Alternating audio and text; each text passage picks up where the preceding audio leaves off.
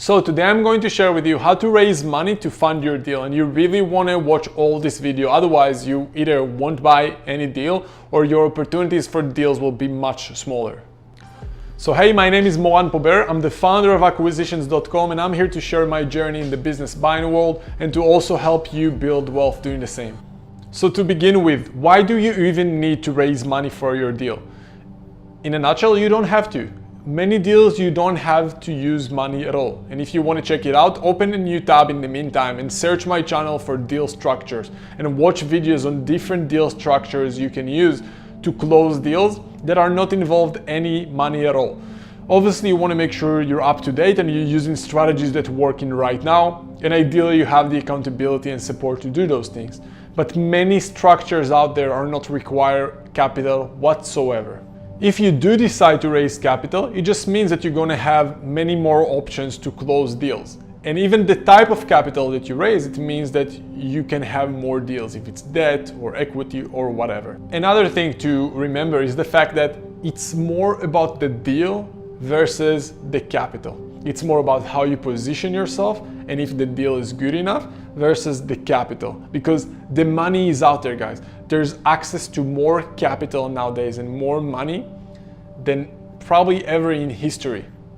The money is out there looking for good deals and looking for the right people who can position themselves well to get access to that capital. So never blame the capital. Never blame, I don't have money or I don't have capital.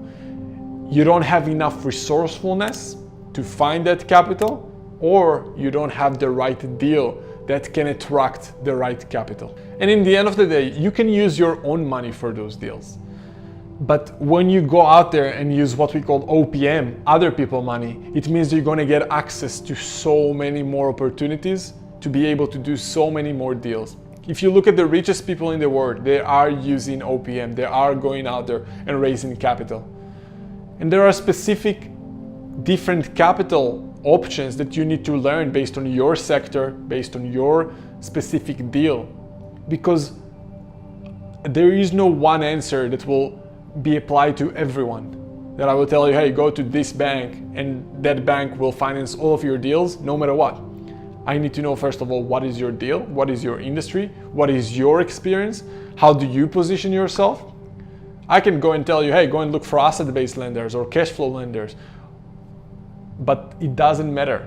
Like, those keywords are out there. It's not about the specific type of lender. It's more about, do you know how to position yourself to that specific lender? Do you know how to show that your deal makes sense to that lender and that it's in sync with the seller and the owner that you're talking to? You need to remember that the richest people in the world, they are using OPM to grow.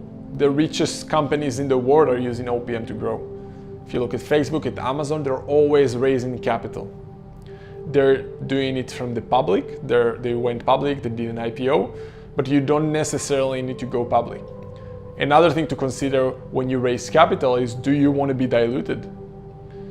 Do you want to go out there and bring potential equity investors and have sometimes another boss, perhaps? Because those people who bring your money, you need to look at them as your bosses.